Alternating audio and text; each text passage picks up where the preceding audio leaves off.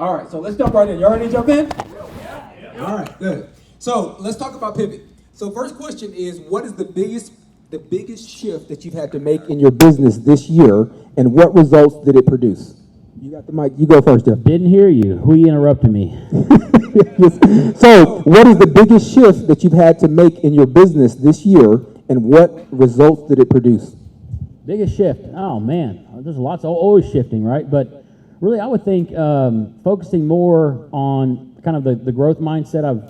I kind of explain the way I do real estate, and I explain it over and over and over and over and over to these agents, and some agents that just doesn't jive with. They're not dialers, if you will. They prefer open houses. They prefer social media, stuff like that. So one of the agents on my team, how I run my team is contacts. That leads to contracts, right? I like that. So 20 contacts a day, 100 a week, that's $400 or $500 a month. There's no way you can be unsuccessful making that many contacts. And that's what I've been pushing. But anyway, just going to these team meetings and stuff like that, they're like, well, some people are really good at social media. So maybe instead of 20 contacts a day, it's 2 social media posts and 10 contacts a day, and maybe creating a reel or sending a message on social media. And I was like, I guess that works for you. But yeah, so I've kind of shifted on that. I've done a lot more videos. I don't know if anybody's noticed. I'm not a huge person on. Okay, 2 people noticed. That's good. But so shifted to video. I'm probably 10 years too late on that, but I'm getting really good responses. I've gotten a lead from it, which was surprising to me. But really shifting on just there's an other way, like all of us do something different. We're all super successful. Just kind of honing in on that and maybe not pushing not agenda, but my team kind of be open to shifting to that. So, but yeah, probably that. Love it. Can I speak on the videos really quick? I always like to give some practical information. If you're a real estate agent and you are having an issue with follow-up, or people are ghosting you or whatever, something that we've started doing recently is the video text message. You've texted, you've called, you've emailed, you've done every smoke signals, everything else, and they're not responding to you. I literally, on the way here, I left our team meeting. Agent was like, I'm getting ghosted. Said, send a video text message. Text me when he texts you back. Text me what he texts you back. On the way here, got a response, right? And it just continues to happen. Kelly, my wife, she had 5 text messages sent out, video text, 4 responses. So it's going to catch their eye, and video is definitely the way to go. But for a pivot for us this year has been on listings. What Tony said earlier is that your listings probably have been sitting a little bit longer than they usually have. Going into the listing, we changed up our listing presentation, and so it's more focused on price than it is on marketing now.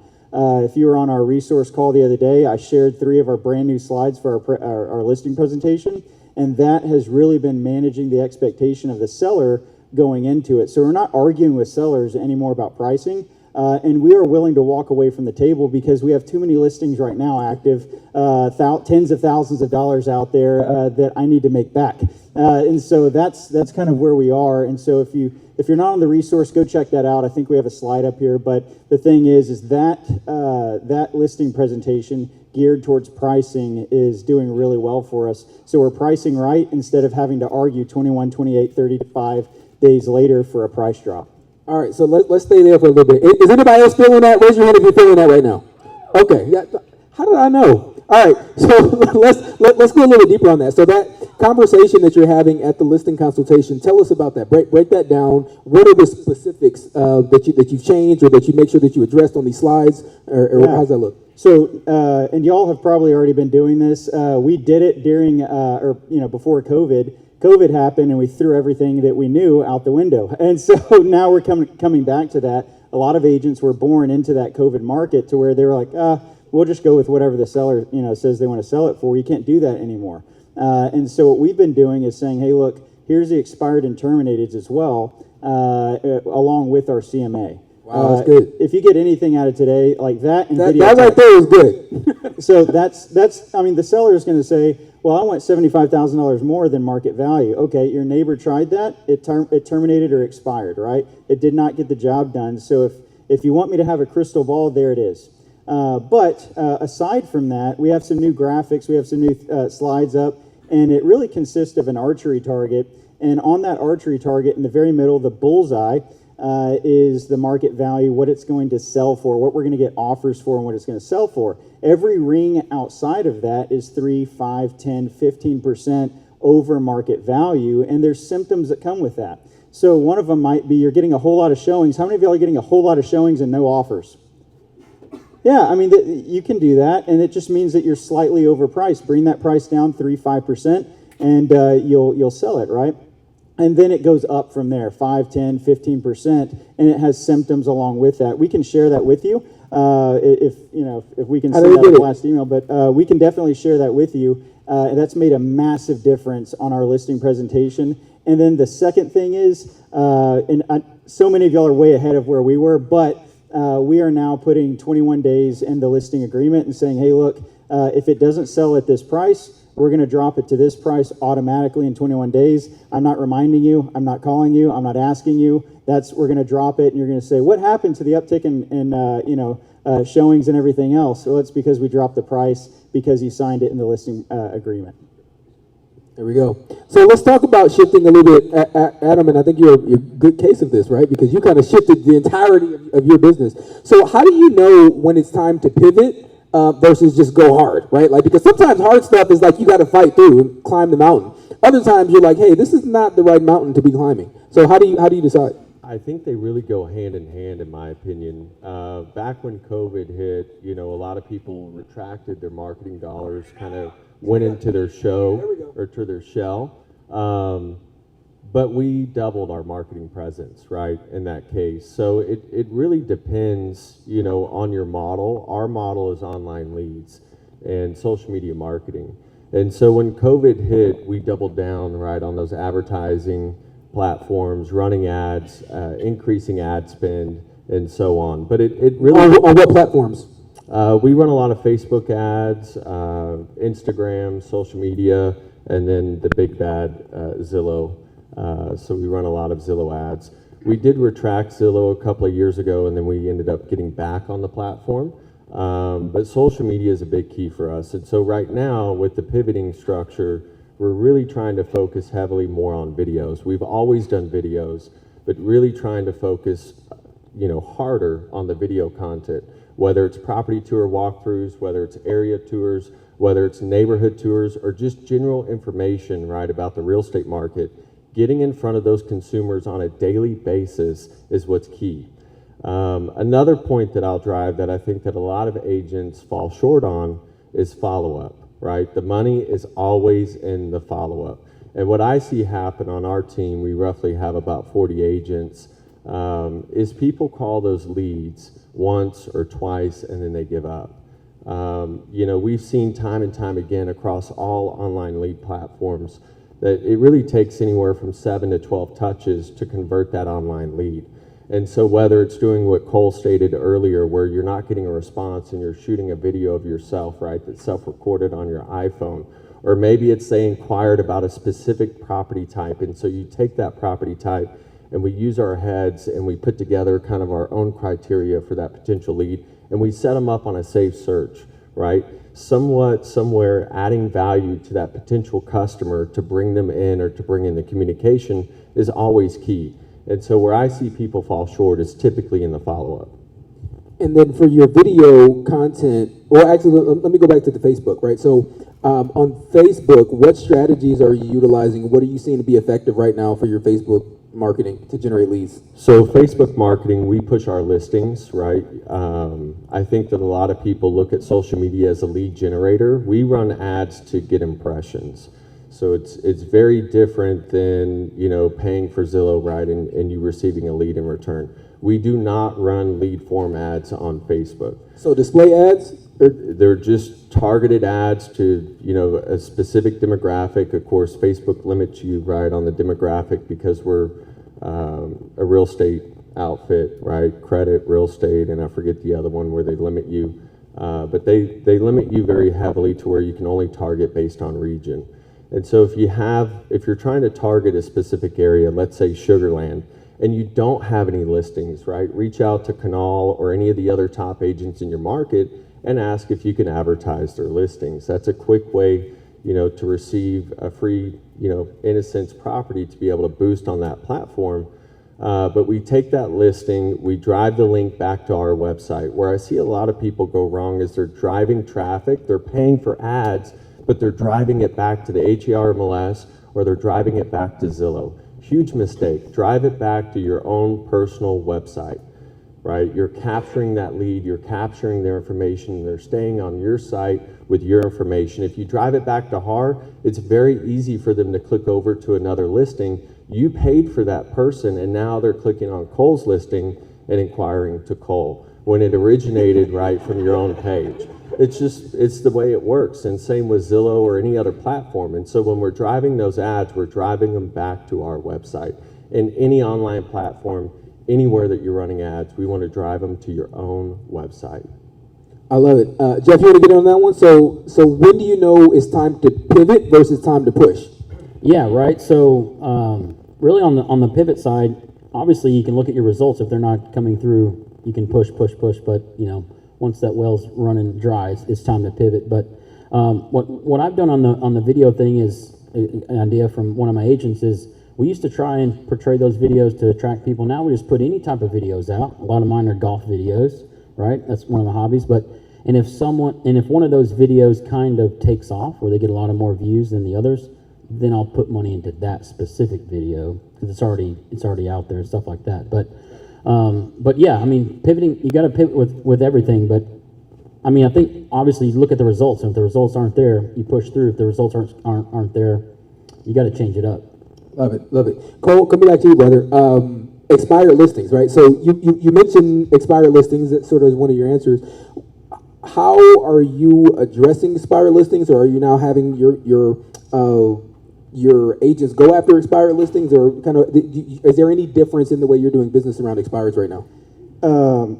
Not really. We're just continuing to do it. I want to go back to the video really quick, and then I'll come to that before I forget.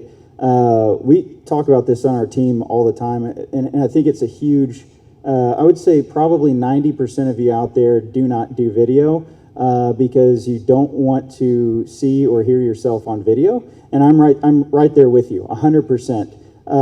I either pay someone to edit the video so I don't have to look and hear myself, or I will shoot it all in one shot and send it out, right? Like this morning, shot it all in one shot out to team, on my way to team meeting, talking about what we're going to talk about at team meeting, and I didn't look at it, listen to it one bit. The worst video that you can make is the one that you didn't send. I promise you that. But staying in front of people, thank you back there. I like that back there. And then expired and terminated. It's just saying like, all right, this is the area that I'm farming. It's all deliberate. It's all strategic. If I'm doing an open house, at my new listing this week, then I'm going to door knock 50 to 75 doors around, and I'm going to circle prospect that listing. Okay, I'm going to circle prospect it when it goes under contract. I'm going to circle prospect it when it's sold. And that way that neighborhood gets to know my face and my brand. But also, I'm going to be looking at, is there any expired or terminated in the last 2 years in that same area? Now, it doesn't have to be in the same 50 or 75 doors, but if I'm going to kill two birds with one stone, I'm going to go out there, I'm going to knock in that area anyways. I might as well invite them to the open house. I know that they believe in the process of hiring an agent. They tried it once before. It was just with the wrong agent. And so I'm going to door knock them as well and invite them to the open house. I'm going to let them know about how I got their neighbor under contract and sold. And so is that going to contribute towards my business? Yes. Is it going to take any more time? No. And so it's just kind of leveraging my time and time batching. I love that.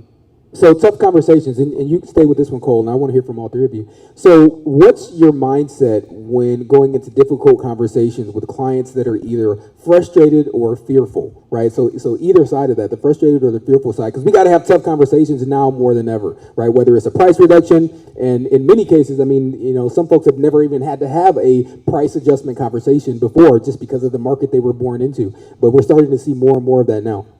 Yeah, it's just choose your hard, right? I mean, you're going to have a really hard time convincing them to drop their price later on down the road. If you're just saying whatever they want to hear to put your sign out in their yard, then I don't want to do that because that's money out of my pocket, and I might or might not leverage that listing. So the thing is I'd rather just tell them, hey, Mr. Miss Seller, this is the price that I would recommend and price this property at. I think that $75,000 over this isn't reasonable. and I'd be doing you a disservice by listing your property and having you think that we're actually going to get offers on it. Now I'm going to walk away. I'm having the hard conversation up front, and Coach Via Williams, she says all the time, you are going to negotiate with your client more than you are the other side all the time. So you might as well get used to that, manage their expectations from the beginning, or your own by walking away. And then when you have those sellers that don't want to, let's say they want to go 75,000 over, those make excellent referrals for the people that you don't like, right? That's so those other excellent. agents. Yeah, that's a very good. I know exactly who you should call, right? I'll take a note on that. That's right. Yeah. I love it. Cool. Yeah, same question. Yeah, tough conversations. How do you handle them? Basically the same as Cole, right? You either choose to have it up front or you have it later on in the listing or the buyer consultation. We get a lot of listings from, secondhand listings, meaning it was already listed with another agent. They're frustrated. They reached out to us. They want us to sell the property. And typically when I go in on those listing appointments, or we coach our agents when they go in on those listing appointments to ask, what they were unhappy with, what went wrong during that listing agreement. And a lot of times they'll go over common, issues that are just common throughout the real estate industry. And what I mean by that is it's really nothing that we can fix. It either has to do with the limitation of the property or an issue with the property, or, on the third basis, right, pricing. And so if you go over that up front, but you have to be very careful in those meetings. There's a lot of times where when we ask about the issues, right, they start to blame the other agent. And 9 times out of 10, even though there may have been, some minor mistakes or things that the agent could have done differently, it really had nothing to do with that agent. And so we always come from a position of building the other agent up and really informing that consumer that, hey, in reality, your agent did a great job. It's just, it came down to this issue. Maybe the backyard is smaller than the others in the neighborhood. Maybe there's a lot of deferred maintenance or TLC. And so it's really presenting your best foot forward up front and having those tough conversations with those consumers, no matter the issue. So very similar to what Cole was saying.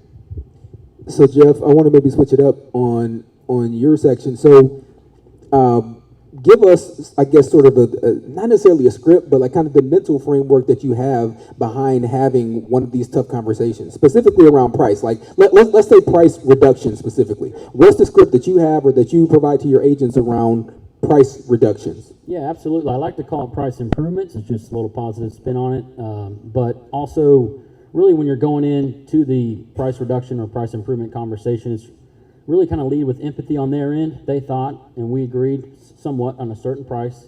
For whatever reason, it didn't happen. What's going on? I like to remind them of their motivation behind the sale.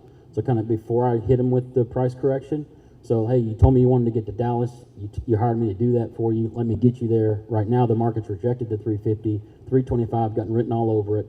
Another thing that I say is we've already marketed for the last 30 days, 60 days to a certain amount of buyers that are interested in 400,000. The only way to get new buyers into the door is coming to a completely new price where people are looking. Maybe they're looking up to 375. So it's no fun to drop it 5, 7K. I mean, to me, you gotta drop it enough where it kind of hurts, but it also opens up the buyer pool like that. But thank you, amen. The same lady, I think. Yeah, one thing that when you were talking about it, it reminded me, we send out a Thursday market update to all of our sellers.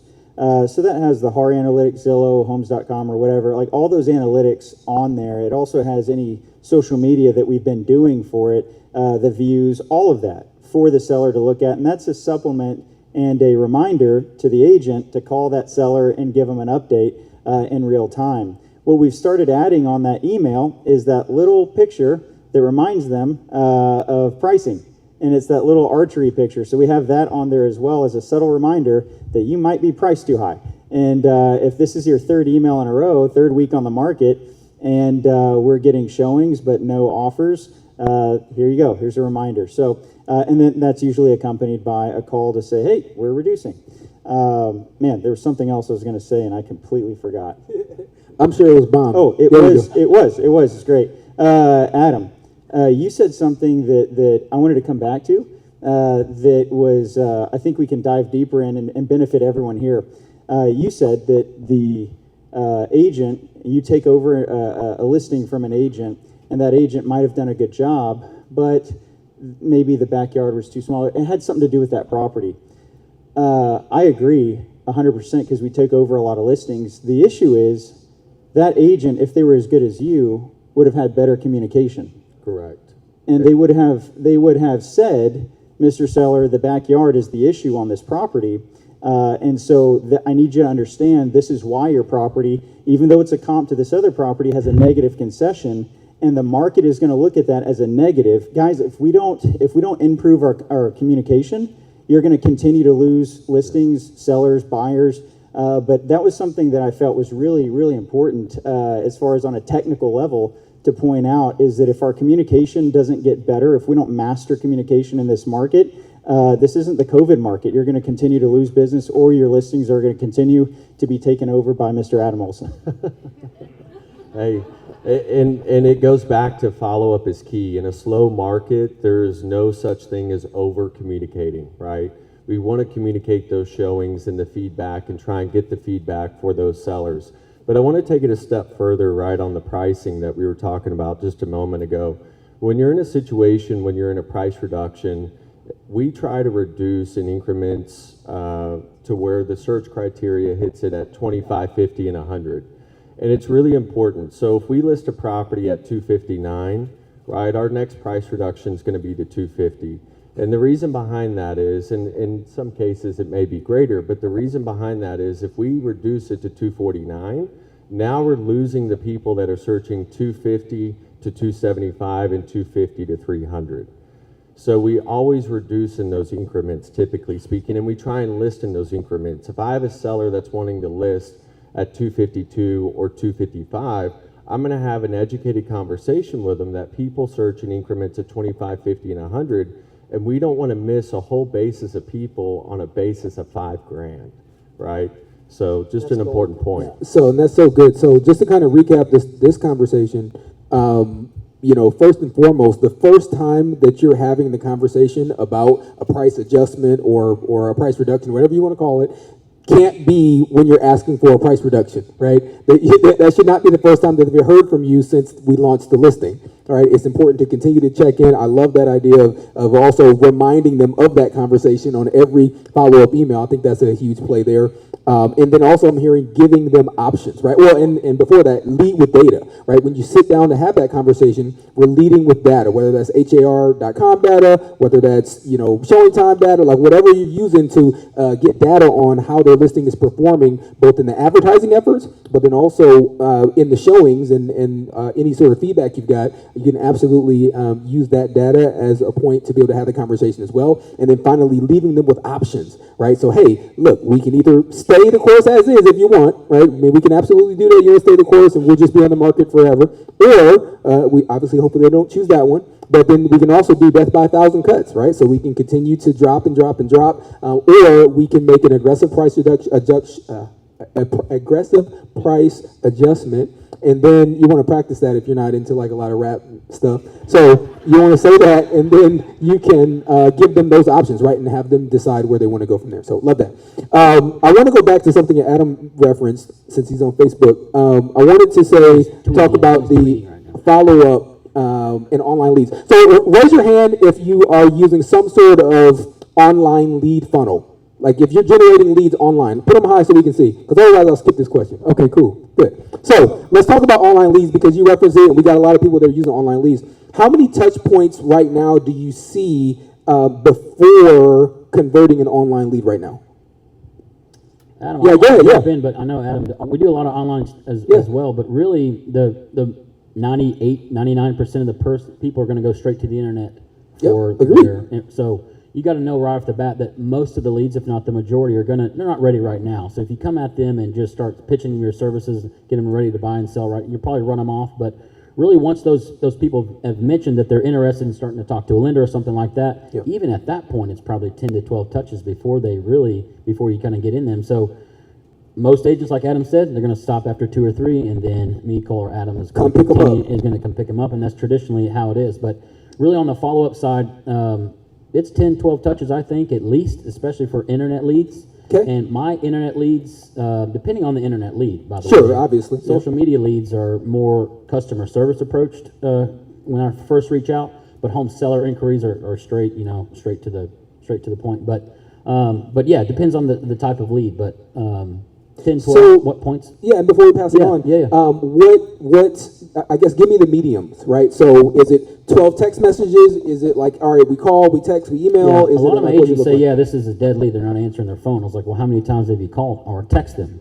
Oh, I haven't texted. Well, how many? Okay, I'm texting them like crazy. They're not answering. How many times you call them? How many times did you email them? Let's get crazy. Add them on social media. How many times you message them on there? DM. Like how many get in their DMs? Like they're not following. I mean, and then it's crazy. Every now and then, get a little fed up being a team leader. You can all understand. Let me call these leads. And then, my goodness, It's amazing how that works. they pick up the phone. My goodness, It's I'm like, amazing. okay. And do you call every day between 8 and 10, or do you change it up and call from 4 to 5? Do you call Saturday morning sometimes? Those aren't bad. Those little dial sessions I used to do from 9 to 11 Saturday mornings, pickup rate is through the roof. Yep. So just kind of, you said, if they keep saying they're not answering their phone, there's 4 types of communication that I do. It's text, old school mail, email, and then the old school social media stuff. Love it. So, Adam? Yeah, I think people get in their own way when following up with leads, meaning, like Jeff just mentioned calling at 8 a.m. Saturday, and I saw some eyes in the room get real big. I do the same thing. I'm not afraid to call someone before 8 a.m., on a weekday, whether it's 7:30, or even late in the evening, 5:30, 6, 7 o'clock at night. So I think a lot of it is us personally getting in our own way and getting in our own head and saying, oh, we don't want to be that annoying telemarketer. Rather than giving the stats on, how many touches, I will tell you, a model that I live by is when a new lead comes in, I'm going to call, text, and email that lead every day for the first 3 days. If they don't answer, I'm going to put them on a 2-day to 3-day follow-up. So every 2 to 3 days, I'm going to do the same thing. And if they're still not responding, I may go in and set up a safe search, right, through the HER MLS or whatever MLS that you're part of, that fits somewhat of their criteria. Meaning if they inquired, in a specific neighborhood, let's say it's the Woodlands, and it's a, $400,000 house, 4-bedroom, 2-bath, or 3-bath, doesn't matter, with a pool. I'm going to set them up on a search of the entire Woodlands, somewhere in that price point, maybe $350 to $450, 3 to 4 bedrooms with a pool, and send it over to their email. It's just another way to try and provide value to get that lead to respond rather than your traditional messages. Another way that's very successful that a lot of our agents use is a tactic that Cole, presented earlier, which is a great tactic. Taking a short video, right, and messaging it to that potential lead or emailing it. TJ, one of my commercial partners, we partner on a lot of commercial properties. She's in the back in the room. She does this religiously, not only to people that are inquiring online, but she also takes it a step further. And when she's tagged in a post on a Facebook, post of someone looking for an agent, there's always 20, 30, 40, 50, 100 comments of everyone and their grandma tagging a real estate agent that we know. And she jumps in there when she's tagged and she posts a video, a personalized video. It's not, hi, this is TJ. It's, hey, Jeff, I saw that you were asking for an agent. I'm TJ, I'm local here in the Conroe market. Give us a call. And it's just it's a great tool to use because no one else is doing that. I go through those posts on Facebook seeing, 100, 200 agents tagged, and she's literally the only one taking a video of herself, introducing herself, and putting the name of the individual in that video. So it's a custom video for that specific individual that's asking for it. And I think that's powerful. It's huge. One more? I think that I'm going to go on a whim and say that the majority of agents do not follow up, and experienced or new, because they're entitled. And the reason why I say that is because if you have a best friend and you text them and they do not text you back, and you're like, what the hell? What's going on? Why haven't you texted me back?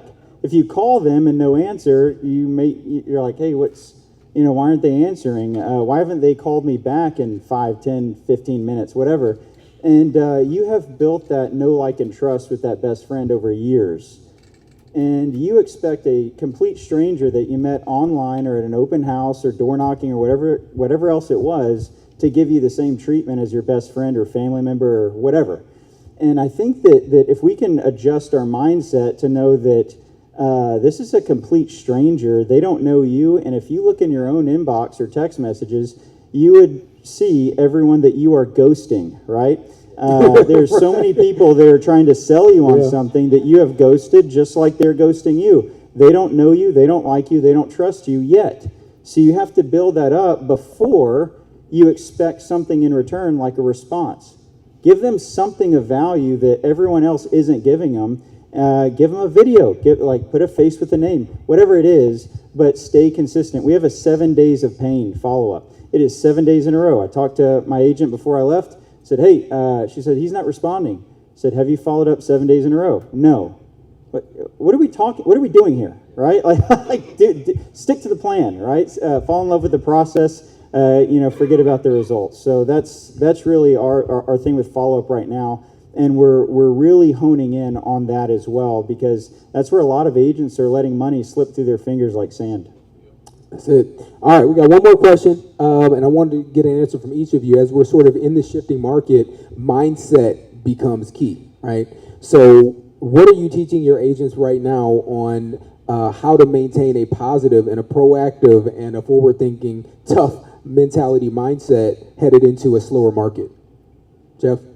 Yeah, well, we're not headed into a slower market, right? Or this is a great market, it's opportunity. So what I always say is, and I said it earlier a little bit, but the growth mindset is the best mindset, right? Just to be open to new ideas and new things that they're saying. I mean, I wish I had a notepad up here. The amount of times that Cole said something, I was like, my goodness. I think we're recording it. Don't worry. Amanda, I think she has her remarkable or something. I don't know. But yeah, man. I mean, sorry. Repeat the question again. Sorry. I thought of my wife. That's good. You're good.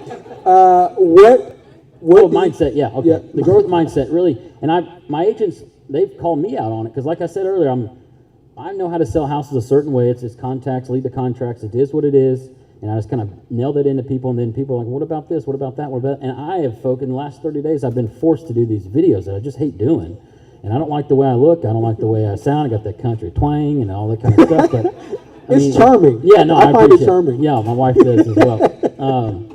But so just doing that is going to focus on, we're like day 27 of a 30-day video challenge, and I'm like 20 days in, I'm just like, man, I'm going to continue to do this. I'm getting really cool messages. I'm being a little bit vulnerable out there. I'll share stuff about like my health journey and my following my Christ journey, and just kind of get a little bit vulnerable just to put it out there. And my goodness, I'm so surprised how many messages I get, and you never know who's watching and stuff like that. So just having that, like I said, just a growth mindset. Be open to anything. Yeah. Everyone's going to have their own perspective on stuff, and just be open to change. And with all the AI stuff, I'm 40, but every time that they're saying stuff about AI, and I'm like, man, I've done ChatGPT, but then I challenge myself, all right, all these things, I think I wrote down 10 of them. I can't wait to get home and just play with those things and just be open to growing, really. Love it.